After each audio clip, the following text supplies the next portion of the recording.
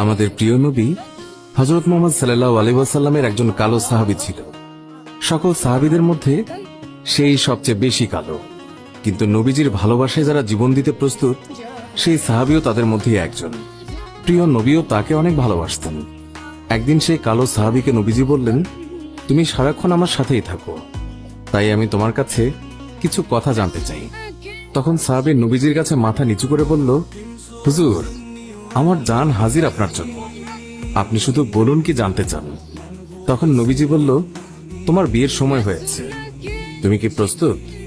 কালো সাহাবী মাথা নেড়ে বলল, হুজুর, আমি এত কালো, আমার কাছে কে মেয়ে দেবে? নবীজি বলল, তুমি বিয়ে করবে কিনা বলো, তোমার জন্য আমি মেয়ে দেখব। এই কথা শুনে কালো সাহাবী খুশিতে কেঁদে ফেলল আর বলল, হুজুর, আপনি আমার জন্য মেয়ে দেখবেন, আমার কাছে এর থেকে বড় পাওয়ার কি হতে পারে?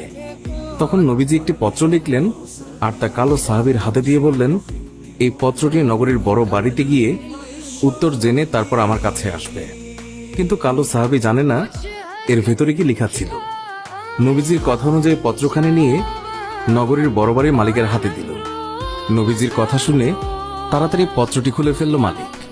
তার মধ্যে লেখা আছে, আসসালামু আলাইকুম, আমি মুহাম্মদুর রাসূলুল্লাহ সাল্লাল্লাহু আলাইহি ওয়াসাল্লাম আপনার কাছে আমার কালো সাহাবীর জন্য আপনার মেয়ের বিয়ের প্রস্তাব করলাম। আশা করছি আপনি প্রস্তাব গ্রহণ করবেন এবং আপনার সুন্দরী মেয়ের সাথে আমার কালো সাহাবীর বিয়ে দেবেন।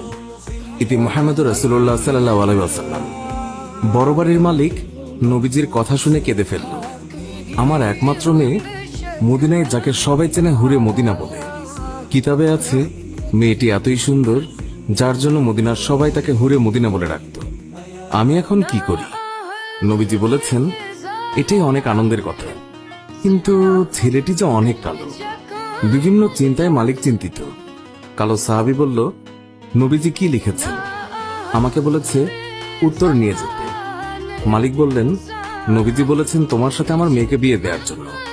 তখন মালিক সাহাবীকে বললেন, বাবা, তুমি এখন যাও, নবীজিকে গিয়ে বলবে আমার মেয়ের সাথে পরামর্শ করে উত্তর পাঠিয়ে দেব। তখন নবীজির কালো সাহাবী মন খারাপ করে ফিরে যাচ্ছিল। এমন সময় ওই মেয়েটি দৌড়ে এসে তার বাবাকে বলল, বাবা, দেখলাম একটি লোক হাসি মুখে আসলো, কিন্তু যাবার সময় মন খারাপ করে চলে যাচ্ছে, এর কারণ কি? বাবা মেয়ের কাছে সব খুলে বলল।